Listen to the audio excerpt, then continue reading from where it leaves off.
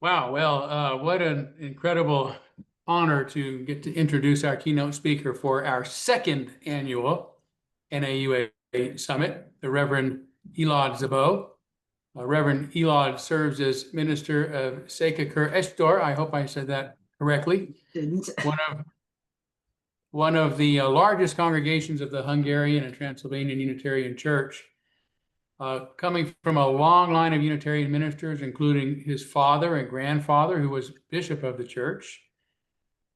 Faith and leadership have always been a big part of his life, from around the kitchen table growing up to the career he chose. Reverend Elod is also one of a handful of district deans of the Hungarian Unitarian Church. He's served faithfully since 2005, including 15 years in Ermush, before becoming minister in Szabo Estor in 2023, where he lives with his wife, Kata, and their two sons.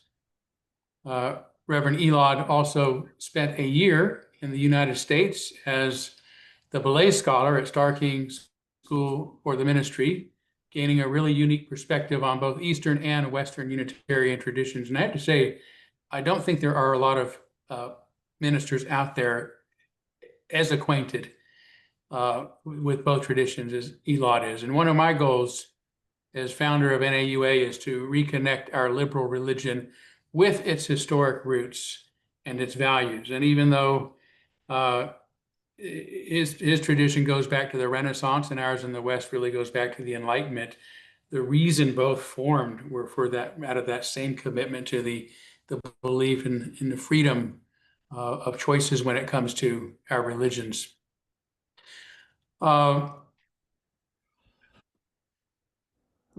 Again, when contemplating a keynote who could help us accomplish this sort of reconnection to our roots and maybe even expanding our own understanding of what we're about today, I immediately thought of Reverend Elod, whom I met just a few years ago now when he was helping our Spokane congregation's partner church in his part of the world in a little town called Felsharakos, fairly close to Transylvania, during its transition to a new minister. And I quickly realized his brilliance and his kindness, and was really impressed with his understanding of Unitarianism here in the West as much as his own. And since then, having had several conversations together, I really come to admire his inquisitive mind, which stirs him to continue to question and wonder and to grow as both a Unitarian, as a minister, as a person, no matter how impressive his credentials and accomplishments as a Unitarian minister already are. That's something we have in common, and I know he's going to be a lifelong friend of mine. So today he's going to share some of his wisdom about the challenges our religious communities face in today's political and social climate, as well as the opportunities before us to strengthen the bonds between Unitarians in Transylvania and here in the West. So please join me in welcoming, in the honor of welcoming my dear colleague and friend, Reverend Elod Szabo.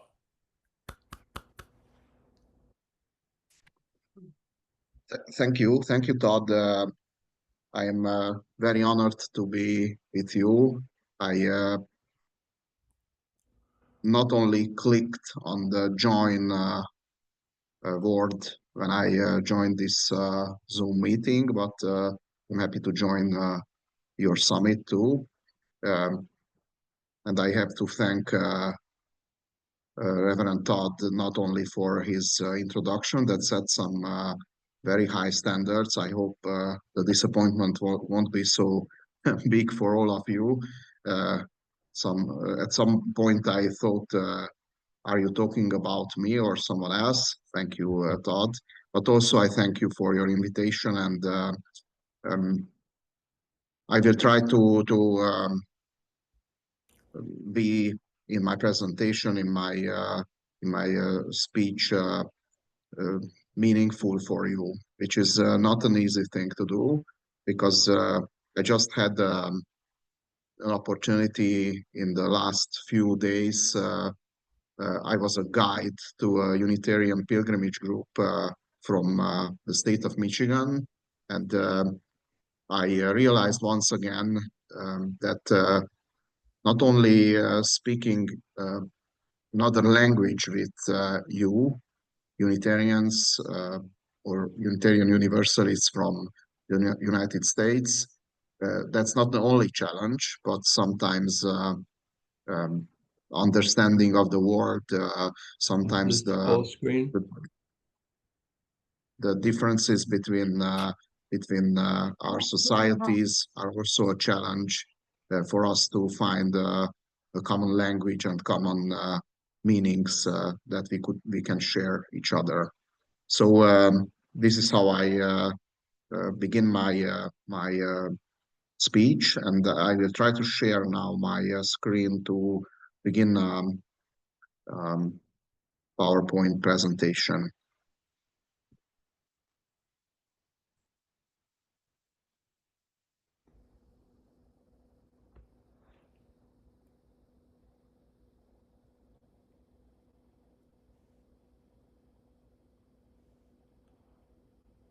Okay, I hope the screen is shared now and everyone sees my screen. Thank you for the feedback. So this was the title of the presentation which we agreed upon, connecting with our roots and strengthening our bonds, challenges in the past and future of Unitarianism. And I like to begin my speeches as we were taught on homiletics class in seminary, or how I read many places that if you want to convince somebody of something, or you want to be meaningful to people who listen to you, first you have to do this captatio benevolentiae, which is a captation of the benevolence, of the sympathy of people who listen and watch you. So that's what I'm trying to do. The first thing that I can achieve your attention and your benevolence is that I am a Unitarian, as Todd also introduced me as, just like you. So that's a very important beginning. Probably we are going to arrive to the same conclusion when we finish our discussion. So although we are going to find many differences too, but we are all Unitarians. The second possibility of acquiring your benevolence is speaking a bit about liberalism, and if we translate this Latin term freedom, which I always thought that is one of the most inspiring aspects of my Unitarian religion. I cannot imagine myself, even though I'm born Unitarian, and probably I never really had the choice um, of being of another religion, but I cannot imagine myself being part of a religious community in which I can't feel that I am free. I can decide for myself if I go right or left, and I haven't felt at home or insecurity in communities or with people whom I felt that I cannot ask my questions. So that's a very important thing for me, uh, asking questions about everything. There are some connections that can also make you like me, maybe.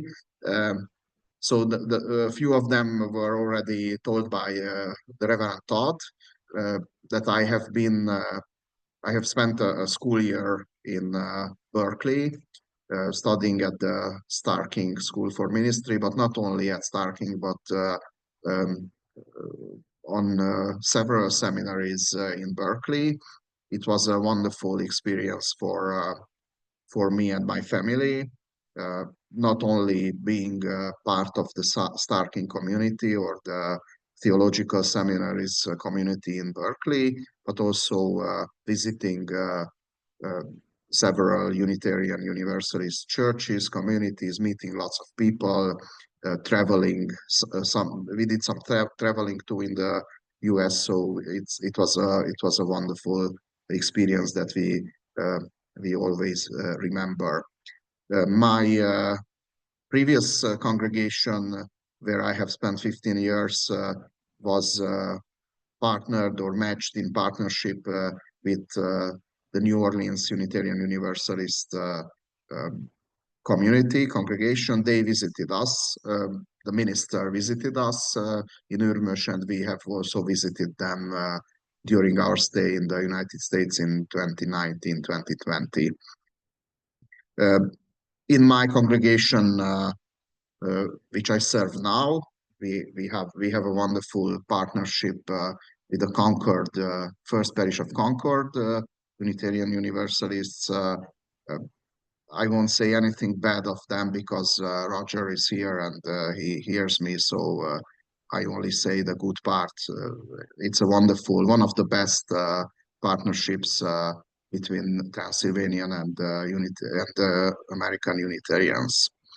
And I also mentioned you a few minutes ago that I have been a guide not too long ago to the Ann Arbor Unitarian Pilgrim Group, and that was another wonderful experience that can help me be useful for you today. And with all these connections, I have experienced that it is always intellectually challenging and inspiring to be with you, to travel with you, to spend time with you, American Unitarians, Universalists, liberal people, because I like the way you speak, you ask and answer questions in your communities, and those are very challenging and always showing ourselves or helping us see ourselves in another from another point of view. The last thing that I can ask for your sympathy is that, as Roger also told you, that it's 2 a.m. here, but I am ready with my cup of coffee, so I'm ready for you in this special time. Short introduction. Todd told a few things about me. Szabo Elod is my name. I am a Unitarian minister for the last 20 years. My wife is a nursery school teacher, and I have two wonderful boys. Magor is almost 13 years old, and Regő is almost 10 years old. And Todd also mentioned our connection. So it was somehow a connection by chance. I was serving a few months in this congregation, which is partner with Spokane, and there was a project for Todd. He reached out to me, and we had a wonderful, meaningful discussion back then, and we reopened these discussions this year when he invited me for this talk, and we had very good discussions. I wrote here that almost about everything, and I'm very honored that he made this promise that probably we are going to continue our friendship, our partnership in these meaningful discussions. So let's go to the point. I asked myself, and I ask you too, what is Unitarianism? We always have to ask this almost every day. We need to we have to renew our curiosity about this, the definition of Unitarianism. It's easy to begin with the name itself. The name itself, it comes from unus in Latin, which is one. We in Transylvania are very quick with the answer, what is one? Well, God is one. Many of our churches tell you that when you go in the church, before you get in the church, on the front of the church, you see written egy az Isten, God is one. But there are many things that can be understood as one. maybe we can also say that humanity is one. We are very different, every individual and every small group, every family, every religious community or ethnic community or political community, but humanity itself is one, and the universe is also one. So it doesn't necessarily has to mean that God is one.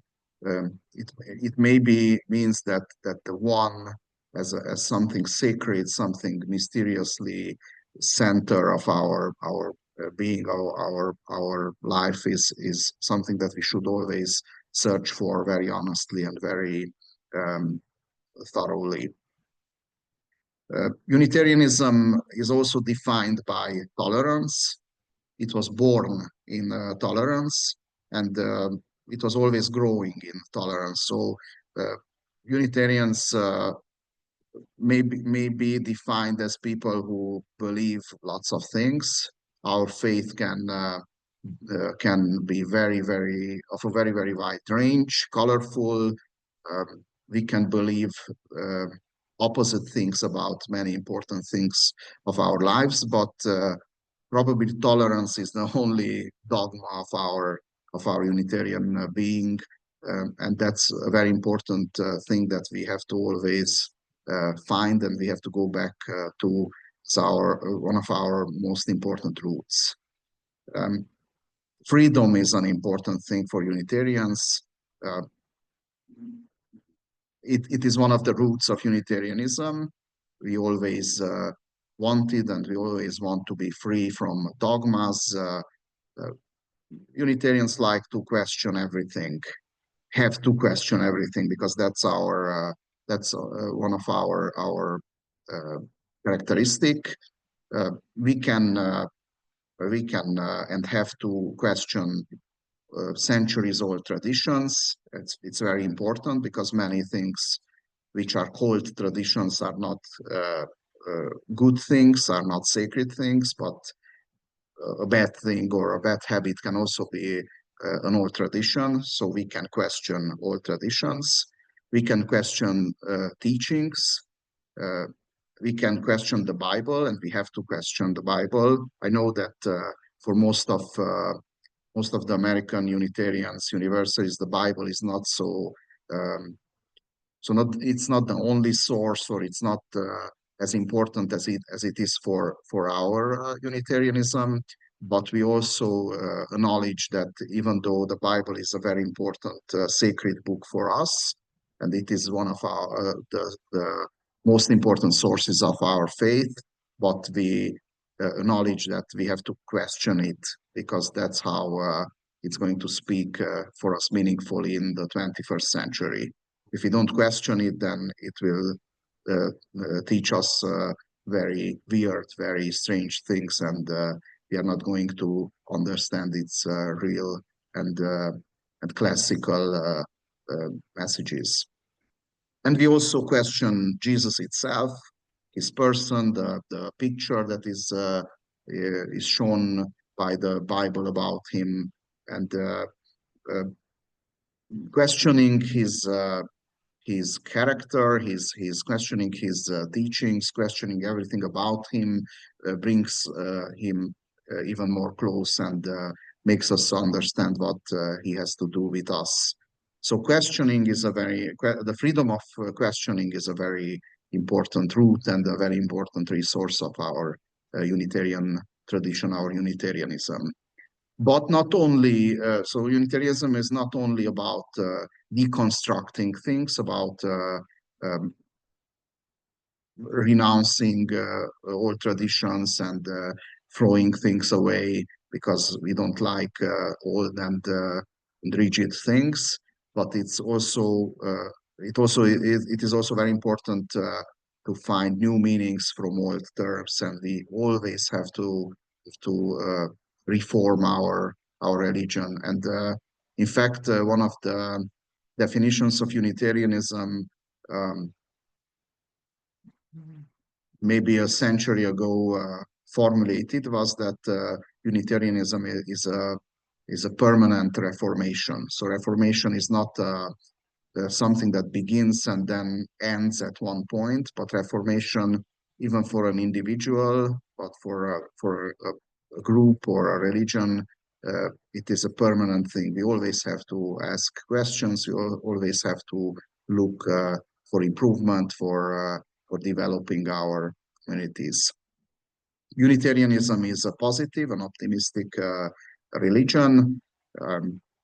It gives us an optimistic view on the world and on human beings. That's another very important Unitarian characteristic.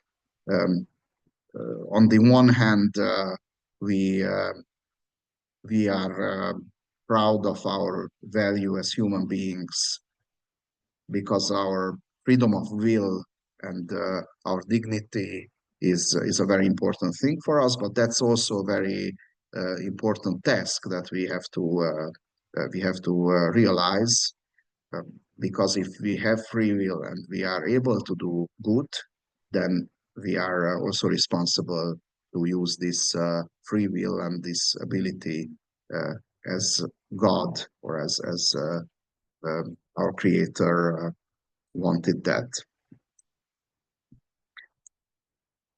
A short history of the one God, why Unitarianism was born, and what are the roots. I just had a religious education class this afternoon with 13, 14 years old youth.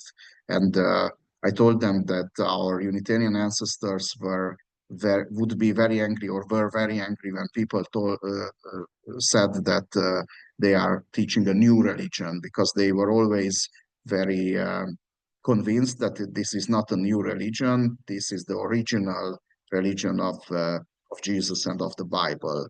Why were they so convinced of this? Is because in the Bible, you can see on the picture that very important teaching and very important law of the Jewish religion. One of the so in fact it was the first commandment in the Ten Commandments, and always repeated and every day remembered by religious people in Israel. Hear Israel, your God is one, your Lord is one. So that is a very important source of the Jewish religion, but through the Jewish religion and through Jesus' teaching, the one God is a very important source of Christianity. So when in the 16th century reformators said that this is Unitarianism is in fact going back to the real roots of Christianity. What happened in the meantime? In the fourth century, there was a huge debate between two theologians, two bishops of the Christian church of the time. One was Arius. He was the one who, well, he didn't teach a Unitarian point of view about Jesus as we do today, but he argued that God is one, he is the creator, and although Jesus is divine, but he's only created by God. So that was a very revolutionary thing to say. And on his opposite was Athanasius, who was very convinced about the Holy Trinity, about the pre-creation, so that Jesus Christ lived or existed before the creation of the universe. In this argument, Athanasius won, so the Arians were considered heretics, and through the centuries, although Arius's teachings lived on, but they were always considered heresies. The people who taught it or followed it were always persecuted because of their beliefs. We see the next wave, which came as Unitarians were in fact born during the Reformation in the 16th century, where the Reformation came with a very important law or a very important criteria that said in Latin sola scriptura, so we should only make part of the religion things that are in the scripture, in the Holy Scripture, in the Bible. And the early reformators, reformers, Martin Luther, Jean Calvin, they tried to reform the Christian church through the Bible or through the teachings of the Bible, but some of the very radical reformers, like you see on the pictures, Miguel de Cerveto, Sozzini, Fausto Sozzini, or others, independently of each other, they realized that there is no definition of the Holy Trinity in the Bible, so they argued that the Holy Trinity should be banned from religious thought, from Christianity, and they thought that the Christian communities will accept their teachings, but they were always persecuted and they had to run for their lives. Some of them successfully fled. Others, like Miguel de Cerveto, weren't so lucky. He, for example, was burned on a rock because of this anti-Trinitarian thoughts. One of the places these individuals, these very special individuals, could come as land of tolerance was Transylvania, where we are today, because of the historical environment, because of the special conditions and the social environment which was present in Transylvania. Many of these anti-Trinitarian so-called weird people who didn't have communities, who were persecuted everywhere in Europe, they could come to Transylvania and work here in peace because they weren't in permanent danger of their lives or their freedom. One of these people was Giorgio Biandrata, an Italian physicist who was also a theologian, and of course he had to leave Italy because there was no place for people who denied the Holy Trinity in Italy. And through Poland, he arrived in the end to Transylvania, and he was one of the figures, very important figures who reformed and was one of the representatives of the radical Reformation. But how radical were they really? Studies say that in Transylvania, these people, but also Miguel de Cerveto, thought that the Holy Trinity is a big obstacle in the way of the unity of the church and of humanity in general. Cerveto even argued that if the Holy Trinity would be banned from the Christian religion, that would open the possibility of not only a Christian unity, but also unity between Christians, Muslims, and Jews, because the Holy Trinity is an obstacle for these three world religions to find a common way and a common possibility of realizing their ideas. And in Transylvania, the same pattern was seen. These different people who came with their own ideas, they had this ideal, or they had this dream of realizing a Christian minimum, a creed that would be not so elaborate, not so complicated, not so many points of faith, but only something very short, very brief. And they thought that the the church, which was separated by many communities and many thoughts, could be reunited under the flag of these very simple points of creed. Uh, so they weren't so radical. In fact, they were radical dreamers, and they really believed that unity is an important thing. And of course, all of them were very convinced that religion cannot be spread or cannot be um, taught by force. So I try to show you a short history of religious tolerance. Um, One of the um, early teachers of religious tolerance was Sebastian Castellio, a French theologian who was a witness to the persecution of and the war and the horrors of the French Reformation, and he wrote in his books lots of thoughts about religious tolerance. I have here two quotes of his from his books. It is unchristian to use arms against those who have been expelled from the church and to deny them rights common to all mankind. And the other about the heretics, about heresy, I can find no other criterion than that we are all heretics in the eyes of those who do not share our views.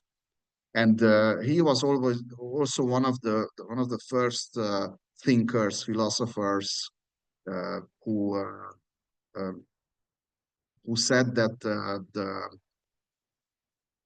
government, the administration of countries should be separated from religious communities, and that is something that is very uh, very common or very uh, obvious maybe for a few people in the United States. That's one of the roots of your society, but not so obvious in many parts of the world still.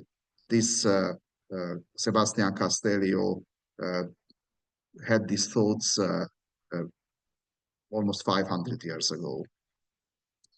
And he also wrote, "We can live together peacefully only when we control our intolerance. Even though there will be always differences of opinion from time to time, we can at any rate come to general understanding, can love one another, and can enter the bonds of peace, spending the day when we shall attain unity of faith." And we come to David Ferenc, Francis David. He was he was a theologian born in Pennsylvania, who studied in Germany, uh, in Wittenberg, the city of Martin Luther. And when he came back, of course, he was one of the first and most important figures of the Transylvania Reformation, and also one of the preachers of religious tolerance. There is no, he says, there is no greater mindlessness and absurdity than to force conscience, the spirit with external power, when only their creator has authority for them. And he didn't only talk about tolerance and honesty in terms of religion, but he also proved by his acts that he believed in these. He was one of the most powerful people in the Transylvanian autonomous country. He was the priest of the prince, a very influential figure in the prince's court. Uh, the prince confided in him. He was one of his counselors. He was also the superintendent, or bishop as we call today, of the Hungarian-speaking Reformed Church. But he he didn't find these high social statuses so important. He resigned of these because of his beliefs, and during the years when he had power, he didn't use this power to force other people to join his faith, but he used his power in service of tolerance. What was what did this tolerance mean? In fact, in Transylvania, we are very proud, and we always say, which is a historical fact, that in 1568, counseled by Francis David, the prince, John Sigismund, declared the Act of Tolerance in the Diet of Torda, which was a political act on the one hand, because it assured the Transylvania that there will be no civil war over religion in the country, but it was also a religious act, because behind this act there was the belief, um, commitment that religion shouldn't be forced upon anyone. So this act, among other things, said, "In every place the preachers shall preach and explain the gospel, each according to his understanding of it. And if the congregation like it, well, if not, no. No one shall compel them, for their souls would not be satisfied, but they shall be permitted to keep a preacher whose teaching they approve. Therefore, none of the superintendents or others shall abuse the preachers. No one shall be reviled for his religion by anyone according to the previous statutes. And it is not permitted that anyone should threaten anyone else by imprisonment or by removal from his post for his teaching, for faith is the gift of God. This comes from hearing, which hearing is by the word of God." So this was, as we like to say, this was the first time in history that religious tolerance was not only an ideal or a dream or something that someone said that it would be nice to achieve, but it became a law. It was an act in the life of a country, and not only that it was declared, but this act of tolerance worked for 150 years in Transylvania, even though there were huge tensions between the several denominations, the religious groups, but there was no war, there was no persecution, no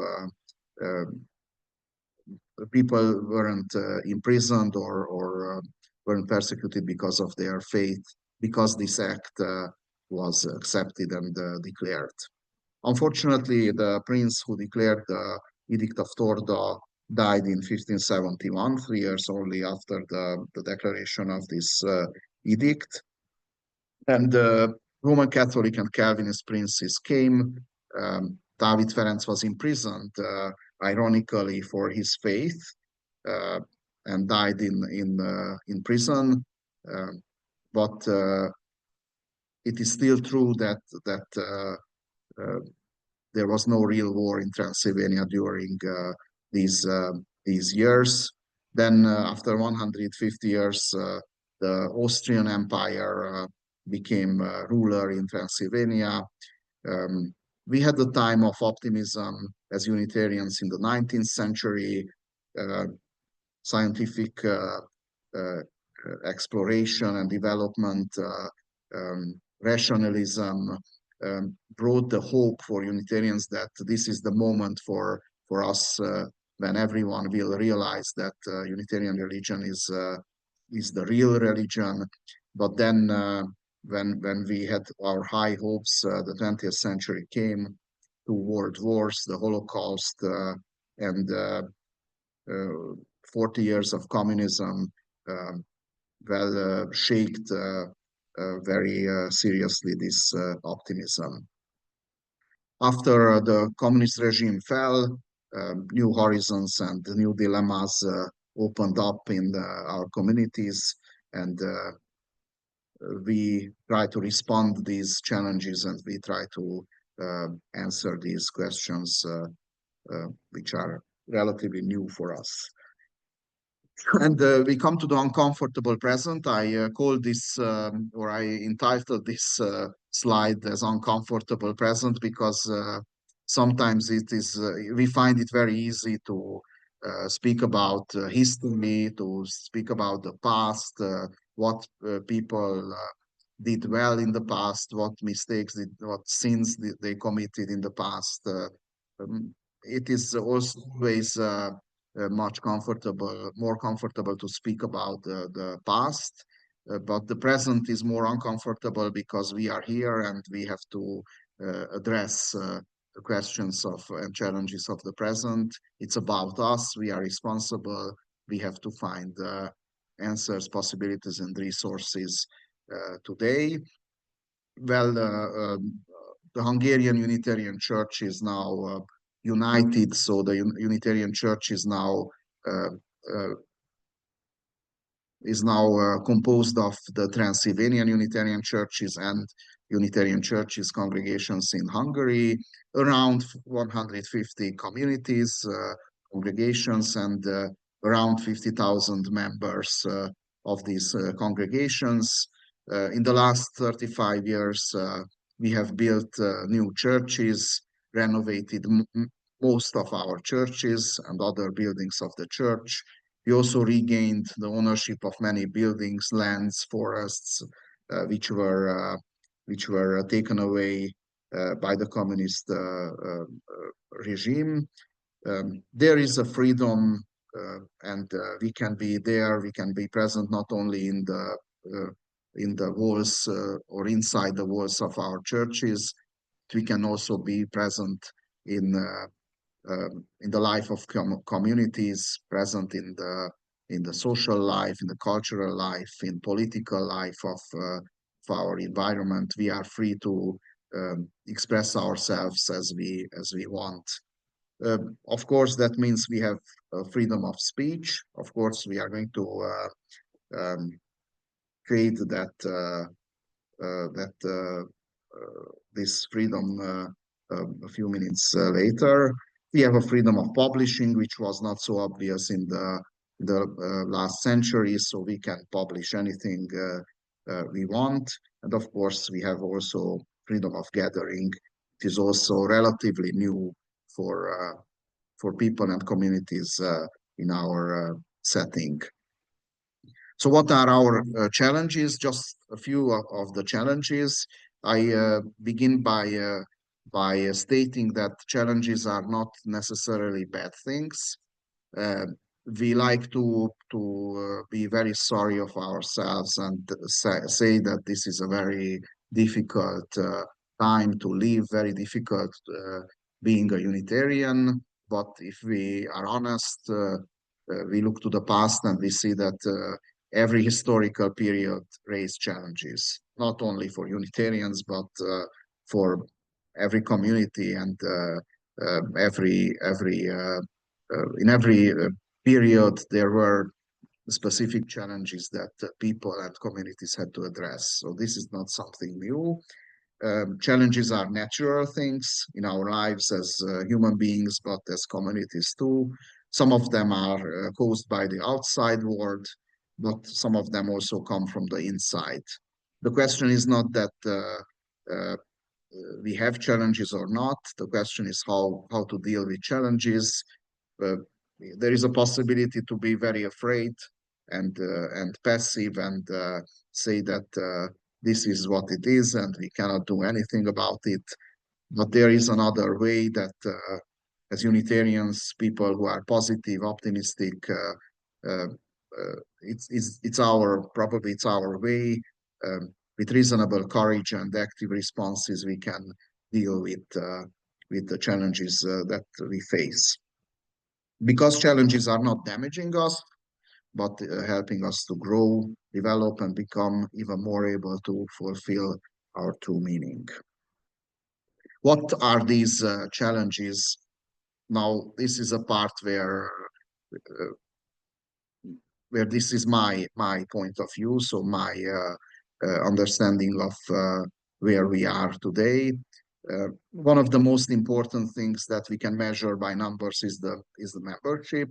I know that that's a question for every congregation, every church in the Unitarian world in the United States too. Every congregation likes numbers. How many of us are in the community? Are we growing or are we decreasing? Uh, well, these numbers are not helping us to be optimistic. Numbers are getting lower. Not only numbers are a problem, but also commitment. That's something very different in our religious communities in Unitarianism in Transylvania, opposed to Unitarianism in the United States, because 95% of our parishioners, Unitarians in Transylvania, are not Unitarians because they chose to be a Unitarian, but they are Unitarians because their parents baptized them Unitarian and they inherited the Unitarian religion. And although this is in some way it helps us as because we can appeal to tradition, we can appeal to the heritage of families and generations, but it is also a struggle for us because people who choose their religion are much more likely to be committed to that religion, to really be part of that religion. So it's not so obvious that if we are, for example, in our community, we are 2,300 members, around 2,300. But on a regular Sunday, maybe the average of attendance is 100 or 120. So, and there are maybe 500 members of the congregation who never attend a worship service, or we don't see them the whole year. So commitment is a very, very big challenge for us. Uh, as membership is concerned, we also have the concern of people, especially youth, young families with very young children who still leave the country. For Western European countries, we have lots of members of our church who are who live maybe in Germany, the United Kingdom, Sweden, and that complicates a lot our life. And this is a challenge we can do something about, because we feel the need to reach out towards these people who are abroad, and there are lots of possibilities to connect with them. If we can connect with you so easily as we do today, we can and we have to connect with these members who feel the need to belong to their native communities. There are, of course, ethnical differences, which is somewhat different from what you experience in the United States. There is a permanent tension between Romanian and Hungarian ethnic groups. Unitarians are mostly Hungarian people. We live in Romania. There are open wounds still after the world wars, after this long historical path which we came together. We are still, although theoretically we understand that we should live together and we should search our happiness together as in this country, but the practice is still very shaky. Sometimes tensions can be or flames can erupt very quickly, especially if political interests are involved. So this is also a very big question. For 15 years, we have been thinking about the possibility of opening the Unitarian thought for Romanian-speaking people, because the Romanians are mainly Greek Orthodox religious people, and some group, mostly educated Romanian class, are disappointed or not happy with the Greek Orthodox Church. They leave, they criticize the church, and we feel the possibility uh, to invite them to our Unitarian, reasonable, free, and optimistic religion, which speaks about the dignity of the individual and freedom inside the communities too. But we still have our dilemmas.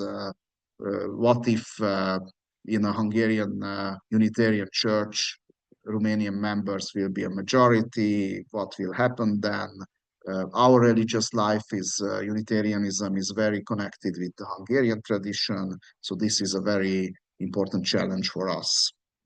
A very difficult question also is politics and church, which was always a big question in the history of religions or the history of people, not only Christianity, but we know how big struggles there were in the centuries of Christianity between the politics, the balance between politics and church.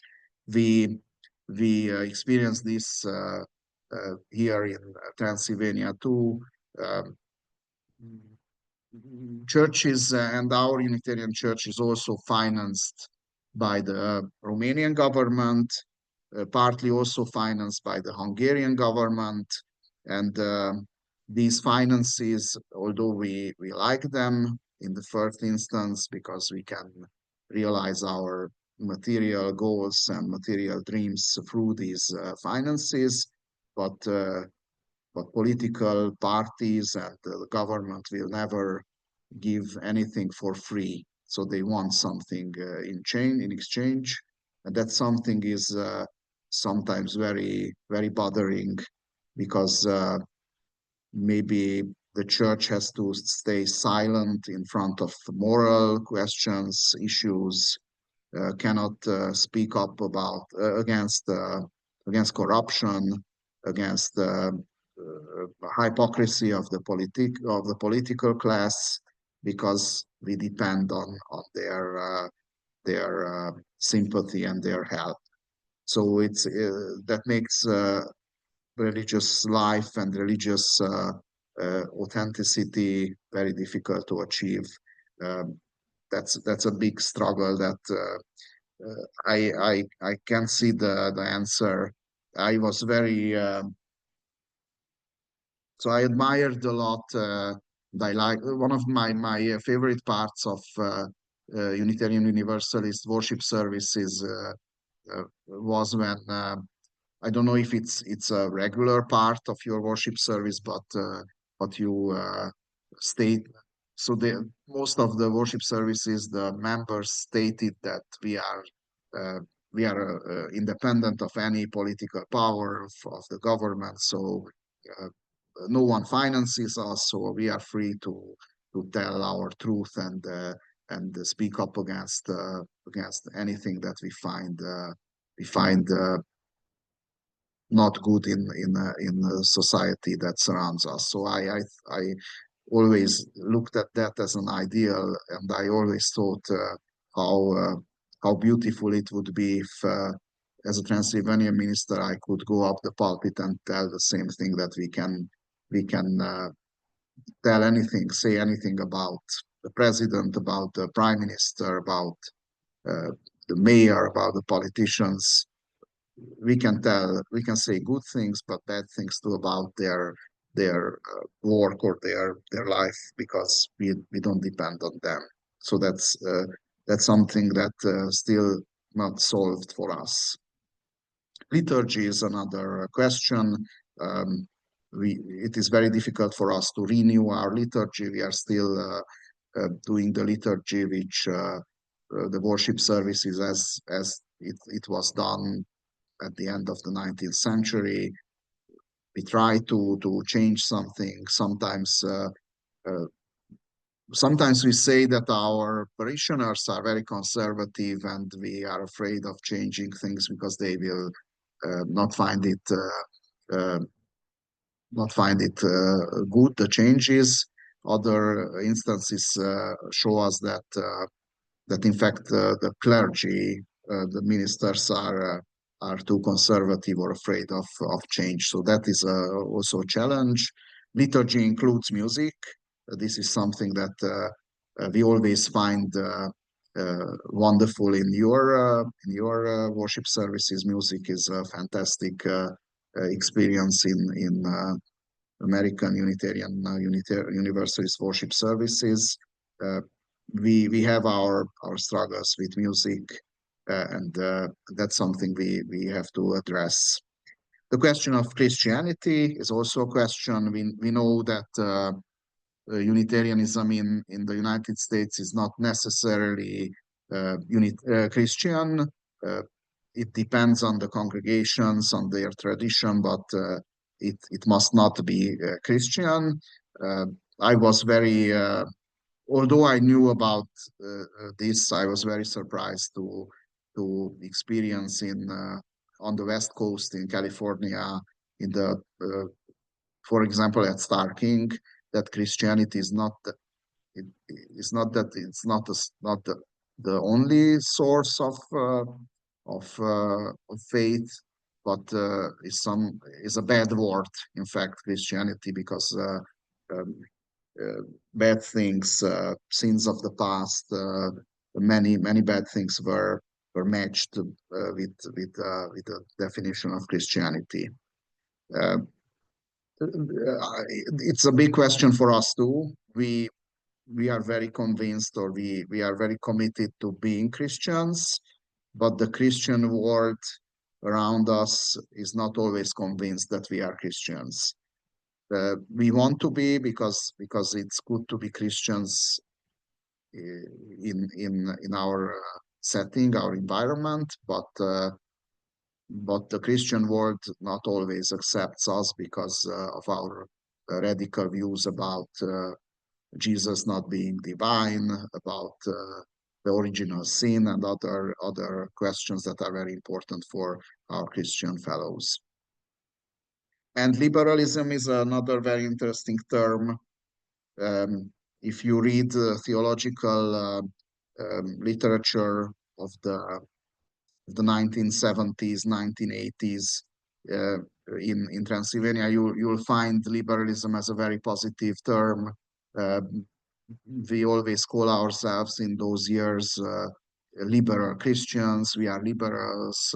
We have liberal thoughts, and we find ourselves in the 21st century that liberalism is almost like a curse word in Transylvania, because politics have made this word a bad word. Um, and they misinterpret the true meaning of liberalism. So in a 30 years from being liberal religious people, we went on to say that liberalism is a very bad thing that destroys our traditions and society. That I think that is a big challenge to give liberalism the term. Uh, uh, to restate it in its real meaning, and redefine liberalism, and re-explore that liberalism is something that can lead us in a good way. Uh, Connections, partnership with Unitarians in the United States. There was always some kind of communication between Unitarians in Transylvania and those abroad and in the United States. Of course, roots are common some way. Maybe 60 years earlier, Transylvanian Unitarians taught children that the Unitarians in the whole world are following David Ferenc's religion. Uh, we know now, and we don't say that anymore, that that's not really true. Our David Ferenc is one of the many open-minded, enlightened theologians of the Reformation who who moved the liberal region ahead. And these roots are common. Pennsylvania Unitarians, European Unitarians, and Unitarians in the United States are related. We have the same roots, and that was always acknowledged by both sides.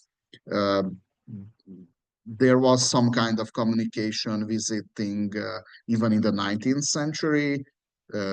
It got stronger and more active in the 20th century, but especially after 1989, after democracy came to Romania, in the very early 90s, there was a movement to match every Transylvanian Unitarian congregation with the congregation in the United States.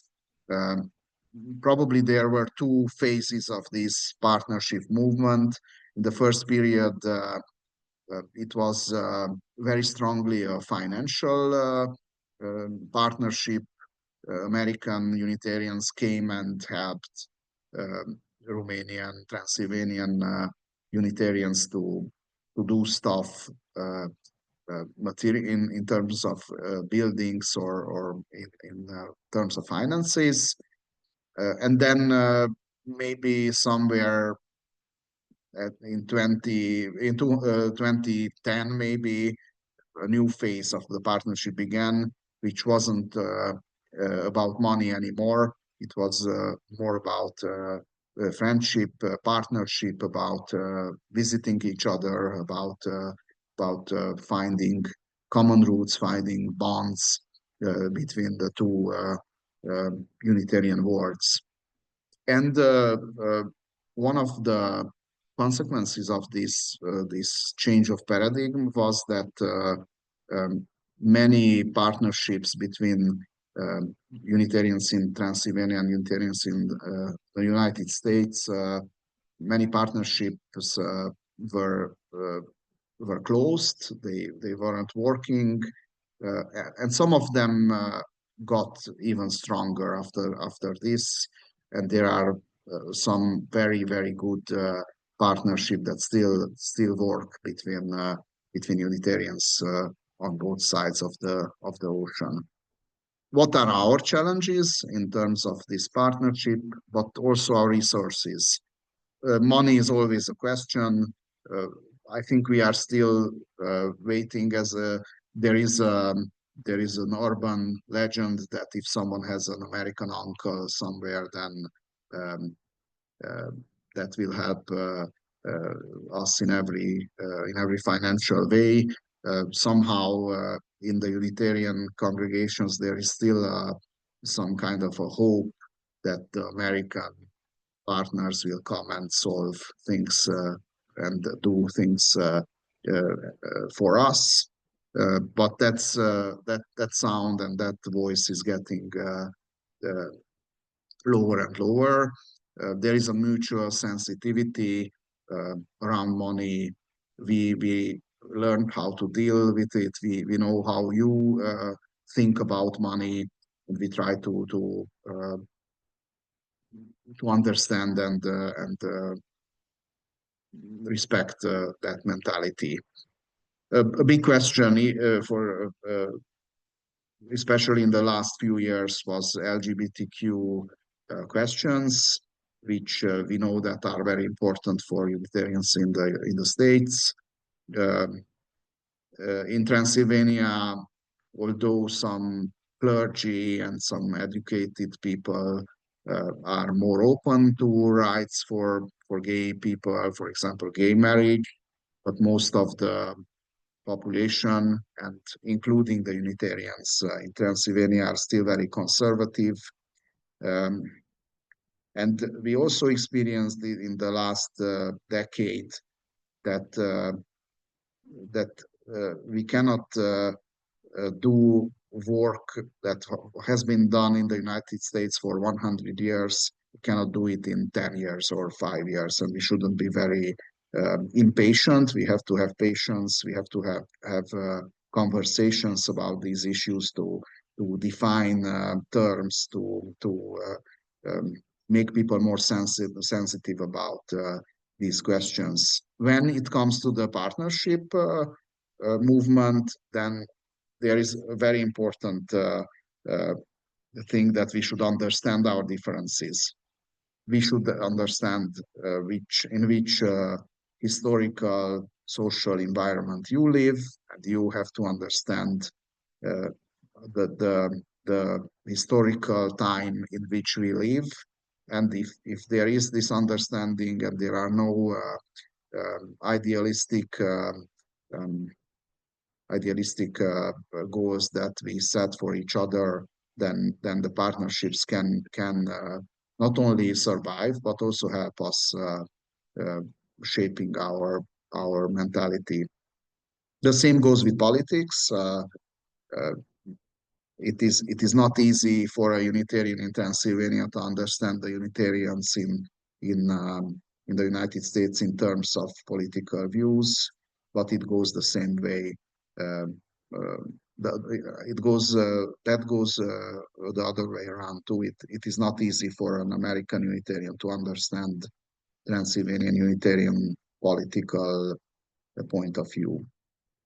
Education is very important too. There is a big gap here because most of the Unitarians in the United States are well-educated people. I don't have to tell you this; you know it well. In Pennsylvania, that balance is not like that. There are not so many educated people, so there are all people from all classes, membership from all classes in terms of education, and it is very important to when we meet and when we have a dialogue, when we have a discussion, our openness from both sides, that we should learn from each other.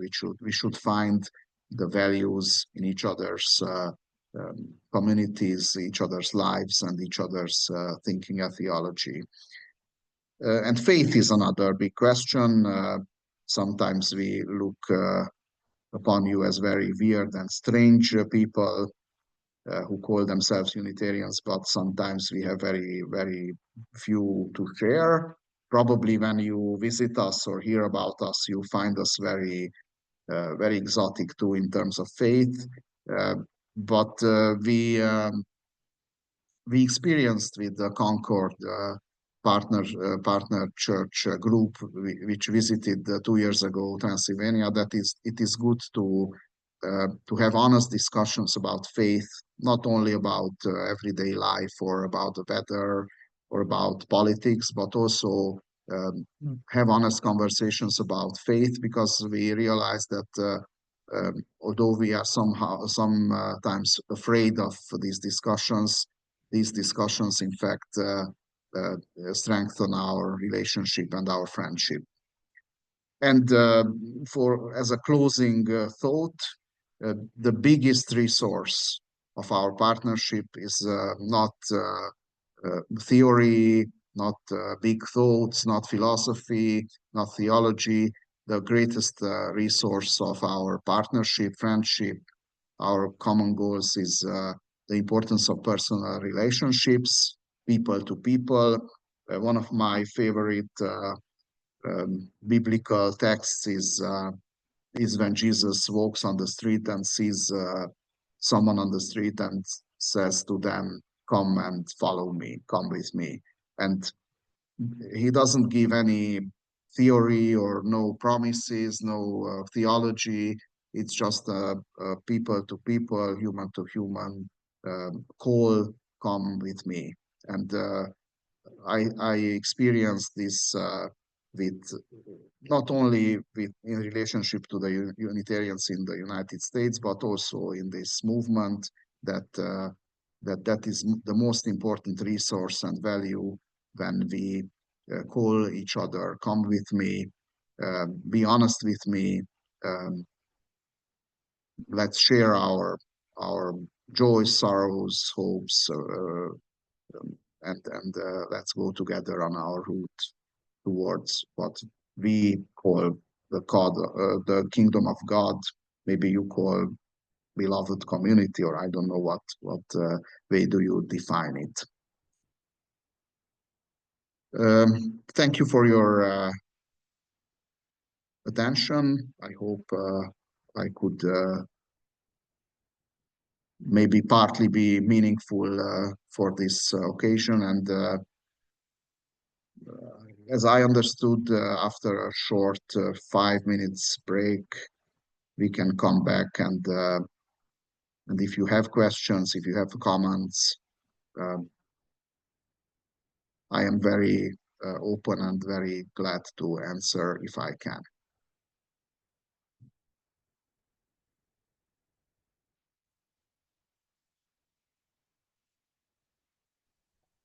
Wow. Well, lots of comments and questions, I'm sure, coming up, but as Reverend Elod said,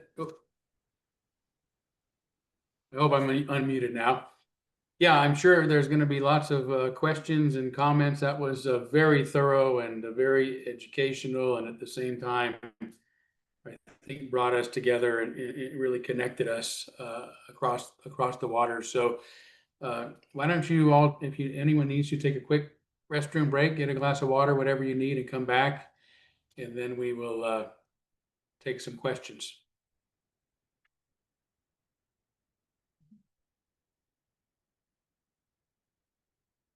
Good.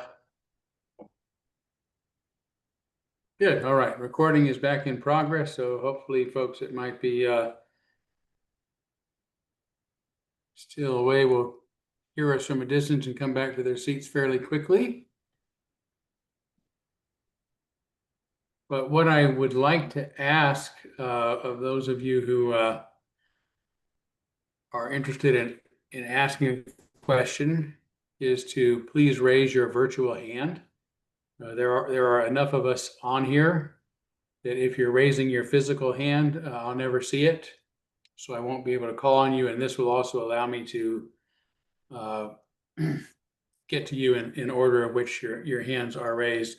I also would ask that you try to keep your questions fairly brief and concise, and if you can make them actual questions so that we don't get bogged down in a lot of ideas and whatnot that we don't necessarily have time to discuss. We need to remember that it's going on 3:30 and will be close to 4 a.m. for Elod before we're done. So hopefully he can get a couple hours of shut-eye before he has to start working again.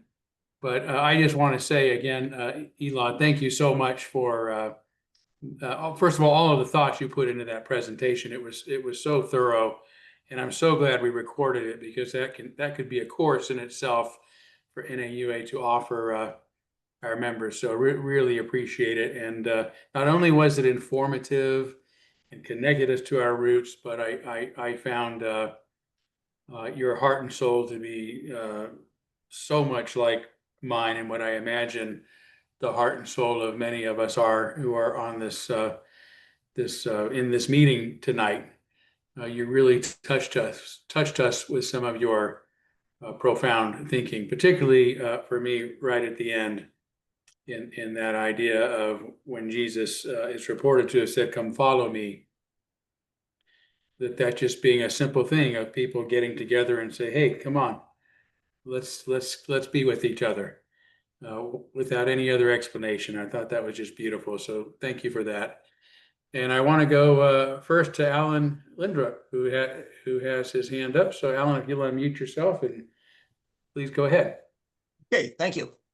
So thank you, Reverend Szabo. I think your presentation was particularly worthwhile for myself and many others with regard to the challenges of the Transylvanian Unitarian Church today, and in the, I don't know if they might be considered challenges of American Unitarians in understanding Transylvanian Unitarians and vice versa. So that's, I thought, the most valuable.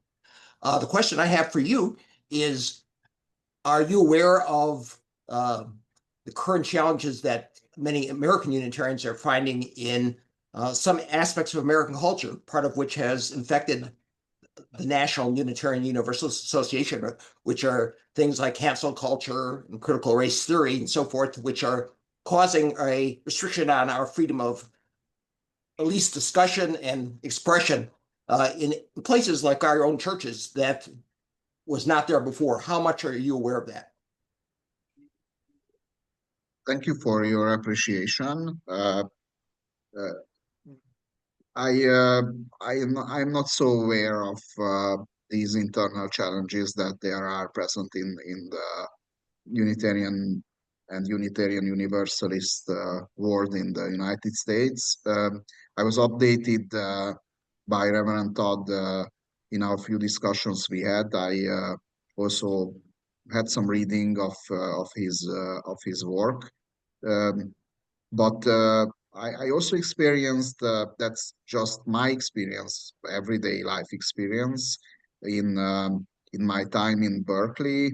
I got into some uncomfortable situations when in the beginning of my conversation of my presentation I told you that it is very important for me uh, in every community I belong to that I have to feel the right or the freedom to ask questions and see things differently. And I had experiences in Berkeley when people were intolerant of what I thought of my questions. So there was a mainstream what we should think about a story or something in our classes. And when I raised some questions, I a few um, sentences later, I had to stop. I had to be silent because uh, I felt a violence. I felt an intolerance, and I found that very interesting. So I was very amazed because I thought that I can say or ask anything, and if not among Unitarians, where should I ask my questions, even if they are uh, not appropriate, or even if I am the minority, but we always were minority in the history in our history. So being so intolerant with someone who thinks something else, I found that very um, uncomfortable or very surprising. That's just my experience, so I um, cannot say that this is systematic or that's for you to decide and figure out. Thank you, Elod, and great question, Alan. Thank you for that, and appreciate your candor. Stephen Palmer, you're next. Thank you very much, Reverend Szabo. Thank you very much for your wonderful presentation. And I think one of the things that was very important, I think, to emphasize that you did point out clearly was that the origination of religious tolerance came from the Transylvanian Unitarians, and that is bedrock for the Transylvanian Unitarians. Very early on in the development of NAUA, we sought to reach out to Unitarians around the world. We formed an international alliance committee and sought to uh, uh, enter and be part of the international Unitarian and Unitarian Universalist community. We have had some success with not only with groups such as the International Convocation of Unitarian Universalist Women, the one of the executive officers spoke yesterday here. And we've been accepted as recently as members of the International Association for Religious Freedom. The majority of those members are, in fact, Unitarians, although that was a bit of a battle, I must say. So we're trying to become members of the committee, the community of Unitarians, but there is opposition.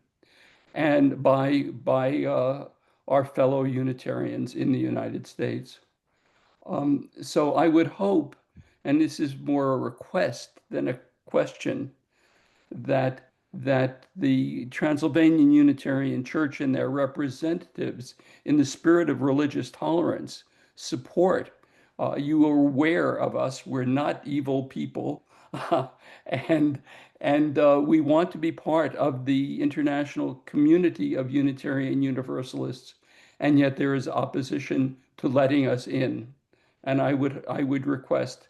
I am the chairman of the International Committee of NAUA, and I would hope that you and some of your colleagues, knowing us, would support our becoming members of those groups, like the UU Global Network, for example. It's been very difficult for us to make headway there, and so it's a request. If there are opportunities to support our being part of the community, we would greatly appreciate it. Thank you. I am not necessarily one of the main leaders of Transylvanian Unitarians, but as I see it, just in theory, that when someone is not accepted, or someone is community is called an enemy or something, it's more unknown. So probably knowing each other is very important. I don't know enough, not even about the NAUA, but even about the UUA either. I had very little to do with the UUA. I mostly had to do or had connections with congregations and people from Unitarian Universalist world, not the UUA as an organization.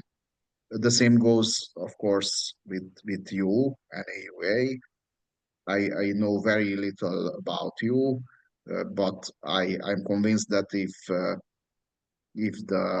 the international community of Unitarians get to know you, probably you need some patience to build up trust, build up confidence in your goodwill, in your good service.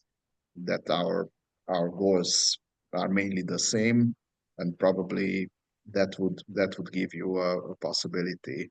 But of course, there is also politics in religious life too. But I cannot tell you anything about it because I'm not aware of the religious politic in the UUA, your relationship towards the UUA, and the Transylvanian or international Unitarian world acceptance, and the UUA's role in how Transylvanians see you, for example. I don't have any knowledge about it, just what we had talked to together with the Reverend Todd. Mm-hmm. Thank you. Yeah, thank you for that. And I would also say thank you for accepting the invitation to come follow us, to come with us, to come join us. Maybe in so doing, you have become unwittingly become an ambassador between our two worlds. So thank you for your presence. A lot, I think, is going to help express some of that goodwill in the world. So thank you for just the gift of your presence with us and your trust in us. Terry Anderson. Great. Yes. Thank you, Elod. I, as others, enjoyed your talk. One of the problems that we have in terms of partnerships is North Americans are notoriously unilingual, and they're not. And I imagine many Hungarians are not as fluent in English as you are. And so I'm wondering whether you see hope, or whether visitors to Unitarian churches in Hungary now are walking around with cell phones that do instantaneous translation, and whether you see that as a barrier to friendship or a real game changer in terms of allowing us to communicate. the world changed a lot in the last 30 years in this area. We have an interesting story of my grandfather was a minister, and he was fluent. He knew English language, and in the early 90s, the minister from the United States came to visit, and he was scheduled to give a sermon in. So two sermons during one day in two different places, and my grandfather translated. They went on the pulpit both, and my grandfather had the draft, the text of the sermon, and he wrote down the translation and he translated. And when they traveled from one church to the other, the American minister told my grandfather that, well, you know, I think I am going to give another speech or another sermon this time. And then my grandfather always told that he thought to himself, you may say something else, but I'm going to translate the same thing that you said in the first time. He could do that 30 years ago, 35 years ago, but you cannot do that now. The new generation knows English language. Not the language is the problem. The problem is that through English language, not necessarily religious values come from the United States, but more musical stuff or things on the YouTube or easy culture or more easy things. But let's hope that when this young generation will get to the age where religion will be really important for them, that could really be a game changer, as you told, because not only ministers can communicate, but more and more members of the congregation. And we see this, for example, in our partner church uh, relationship with Concord, First Parish of Concord, because in our town there are many people who can communicate without any barriers in English, and that is one of the most important resource of our partnership. Thank you so much. Margaret Stewart. Yes, thank you, Todd. I'm sorry, I don't really have an exact question, but I have a very enthusiastic endorsement of the importance of Reverend Elod's presence and description of the partnership and how important it is to American Unitarians. Because I was a long time and still a member of the Concord Mass Church, and it was a thrill of my life. Our church choir, the Concord Church Choir, went to CK Carrister twice and stayed with the people in the village, and it was just a totally amazing and transforming experience. I stayed with the Demeter family, by the way, and I'm still close to them. The twin boys, by the way, who are 18 then, are now fathers of little children. So it's just wonderful to see you and welcome you, and thank you for supporting this hugely important resource for American Unitarians. That's that. I'm going to tell the Demeter family that you mentioned them today. Yulia's birthday was yesterday, by the way. Yes. And Demeter, the husband was Domokos. Yes, he was the lay president for a period of time in the congregation before I came here as a minister. And their two sons are entrepreneurs. They are very successful, very serious people, and their kids are not so young already. So one of them, they had so Domokos's grandchild had confirmation this year, so he's 14. Amazing. So Well, thank you so and much. to Terry's, yeah, thank you, Margaret, for that, because it reminds me back to Terry's, question about the technology.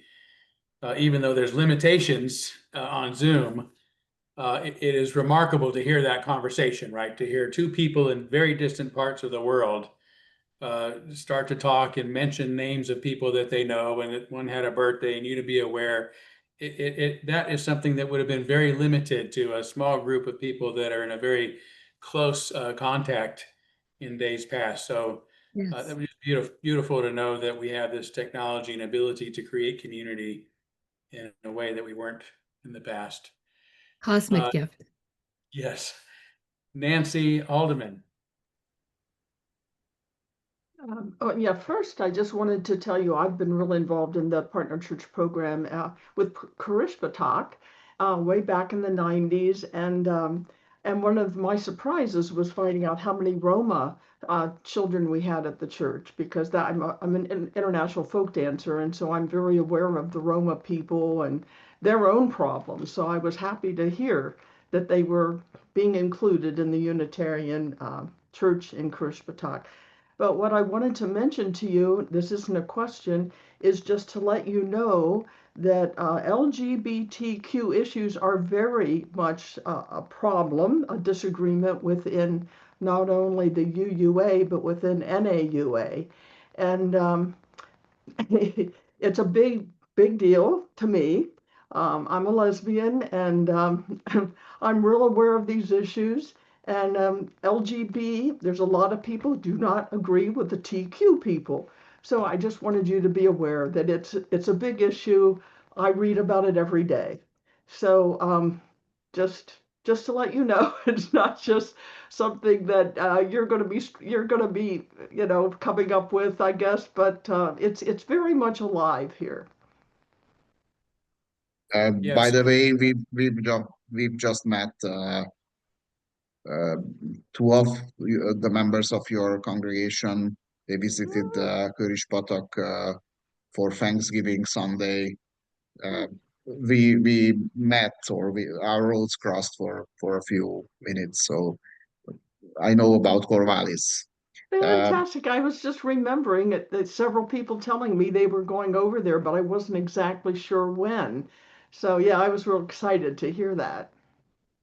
The problem for me with the LGBTQ stuff is that there is no real meaningful, deep discussion about it. So when these things are mentioned here in Transylvania, Romania, Hungary, everything is just stays on the surface.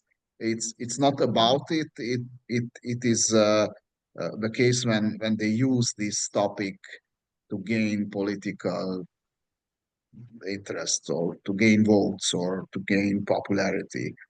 And I don't think that we can change people's mindset in one generation, maybe, but I think that discussions have to happen, and these discussions should be honest, should be respectful, even if our views aren't the same. So that is what bothers me about the discussion here about this. And I can absolutely imagine that there is no total perfect agreement between you two in the Unitarian Universalist world in these questions, because it is very natural for different point of views to exist in a matter so complicated and so important like this for human beings. So if a question is complicated, we shouldn't expect answers to be very simple. Yeah, very, very well said. And it has been surprising. And it's not just an NAUA, it's just sort of amongst progressive thinkers in general. If there is one issue in the West that divides us to the point where we can't talk to each other, that seems to be it. That seems to be the one where we violate all of what we know about tolerance and listening and not demonizing, and go to those things to try to silence those we disagree with. So yeah, it's not settled doctrine here yet, Reverend Elod. Let's see, German and Cruz, your hand is up. Can we be heard? Yes.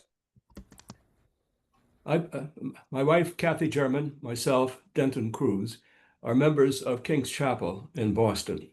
We both have served as senior warden. Our sister church or partner church is the First Unitarian of Kolishvar. A couple of years ago, we celebrated the 100th anniversary of that. We've been there several times. My question is about that experience that we had on one of our trips in which the youth of the church were confirmed and recited in the service, individually and collectively, the catechism, which I believe goes back to the Polish Rakowian catechism, and the beliefs. And it was inspiring, moving to everybody who saw it, because we don't see the same thing at King's Chapel and perhaps in some other Unitarian churches, this new generation coming along to that extent. My question is, what is the effect of this service and this practice in the Hungarian Unitarian Church? Does it have a positive effect on holding youth and contributing to the next generation? Does it help to preserve the identity of the Unitarian faith?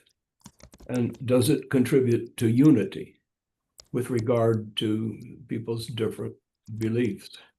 And all of those questions are tied to yet another question. And how does that compare with what you see among us in America? The confirmation is, in fact, goes beyond Christianity or beyond the Unitarian traditions. It's somehow the moment when the child becomes an adult. Of course, we do it at 14 years, and maybe 14-year-old boys and girls are not adult yet in the 21st century, but 200 years ago, they were almost adult. About the effect of the confirmation ceremony, there is a funny story that the minister asks one of his helpers that there are birds who moved into the tower and are doing some damage in the tower of the church, and how to get rid of them. And then this helper says that confirm them and they will leave. So one of the effects of confirmation is that before confirmation, the children come. We can force them in a good way to come. Parents send children to religious education, Sunday school, religious activities, and when the confirmation is done, very few percent of the youth who are over this confirmation ceremony will stay for the youth association. In our congregation, around 10% of the youth, maybe we have 25 youth who are confirmed a year, and 5 of them stay for the youth association.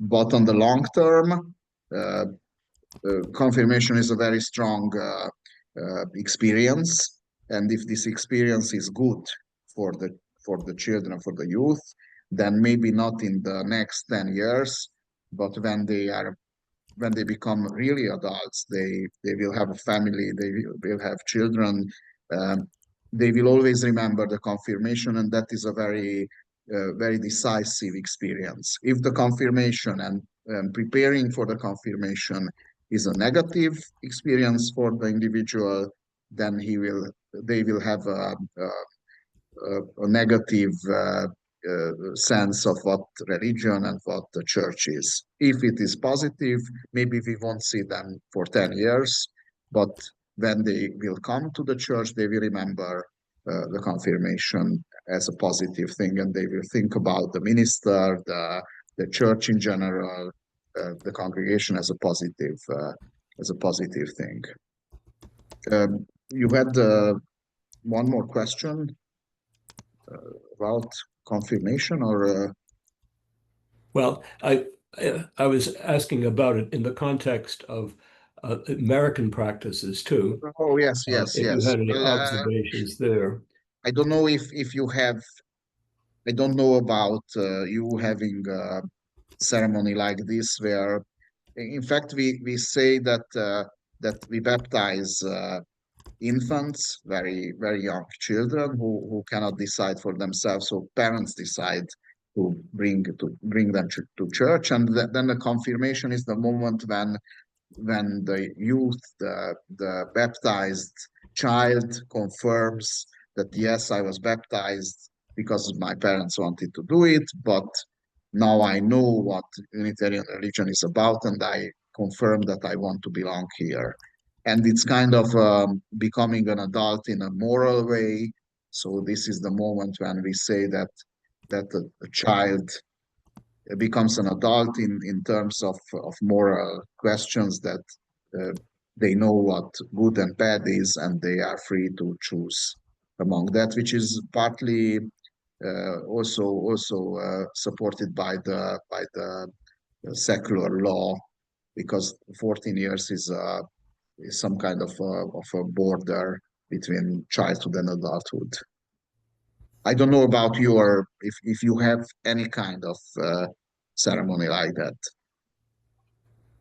There's some, occasionally some churches do what they call coming of age ceremonies, but it's pretty much the same here. I mean, we have kids that will grow up through the religious education department, and then we never see them again. Although when they are asked what religion they are, they'll generally say they're Unitarian. So those values stay with them even if they don't want to come to church anymore. So same sort of issue there.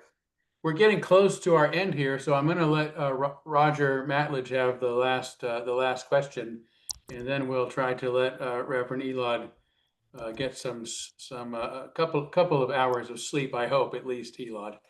Go ahead, Roger.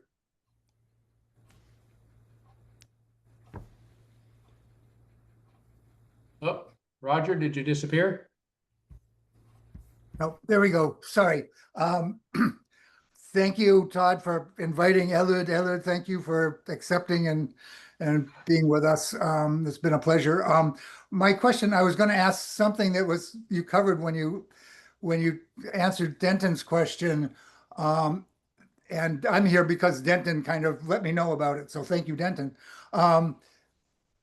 Can you talk some, Elod, about differences you see in the way the clergy in Transylvania has a kind of camaraderie that I haven't seen in here in North America, and what are some of the practices that you all do to get that close relationships among many of the clergy that I've seen in Transylvania that I don't see here in North America? It is good to hear you in any time your insights about our ministry, our clergy, and our church in general. We know that you are not objective. You like us. You love to come here to Pennsylvania. You are in love with Pennsylvania. And it is good to hear that you see us as clergy having this camaraderie. I think the key is that we are very few, so we are only 120 ministers in the church, and almost everyone knows almost everyone, which is sometimes difficult, because we can always become rivals too. So there is some kind of rivalry between us, but I guess that that in the very deep we belong to each other, and this is partly a historical thing too, because not too long ago, before 1989, ministers were even more belonging to each other and depending on each other's help and solidarity, because there was some kind of persecution towards every kind of religion, but especially towards Hungarian-based religions and religious communities. So ministers didn't have a choice but help each other, be solid, be supporting of each other, and it wasn't a matter of choice. You had to do it, and this responsibility came from generation to generation. There are some kind of proverbs that if a minister drives through a village and drives along the uh, drives by a parish house and doesn't go in to greet the minister who serves in that congregation, then one of them is not an honest man. So uh, this doesn't work now. Things are changing here too, but probably compared to what Unitarian ministers have in the United States, we are still ahead in this matter because distances are smaller and we are generally a smaller group. We have a union of Unitarian ministers who meet. We just had our annual retreat here in Székelykeresztúr. We have retreats where we meet ministers from the district almost every month. So we meet 20 ministers who serve close to each other, meet in every month. Maybe we have no real topics sometimes, but we meet, we discuss, we brag, or we cry our failures, but we know about each other, and maybe sometimes we are like brothers and sisters who can fight very intensely with each other, but also when the time comes, I like to believe that we are helping each other and we are supporting each other. Thank you. Okay, now I said that would be the last one. I see Terry has her hand up. So Terry, you're absolutely the last question. Okay, so I'm going to give it to you. I'm so to, sorry. I didn't hear you that's say okay. that. I didn't hear you That's say all that. right. But That's all right. this is kind of an off the wall question maybe, but you talked about, thank you so much for being here, by the way. That was very educational and entertaining. But you said that Unitarians don't think that Jesus is divine. But from what I've seen traveling around with UU churches, they kind of have a plethora of beliefs. And I imagine that some of them actually believe in the Trinity and some of them believe that Jesus is divine. So where you are, do people kind of still stick with there's only one, there is not triune? Is that the way it is where you are, or do they have also a variety of beliefs in that area? We have a variety, of course. What I have told you about what Unitarianism means is mostly the point of view of the clergy. So if you ask people, sometimes you get very surprising answers. For example, they will tell you that if you ask a Unitarian, an average Unitarian, what Unitarianism means, you might get the answer that, well, Unitarianism is almost like Calvinism.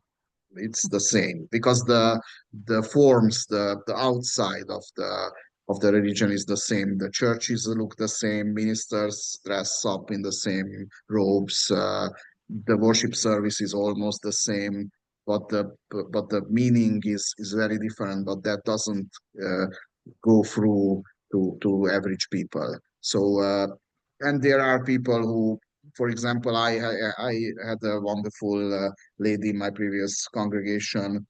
Once she came up to me and told me, well, you know, I know that you don't believe in the bodily resurrection of Jesus, but I do believe, and I'm going to always believe in that. And we could agree on that, and it was fine for her, which I really appreciated, but it was fine with me too, because it is not so important for me to deny Jesus' bodily resurrection. It is important for me to understand the teachings about love, forgiving, about justice that Jesus brought. And if you do that, if you learn that and acknowledge that, then it is almost useless to talk about if he is resurrected or not. Alrighty, well, Thank thank you. you very And the other reality is that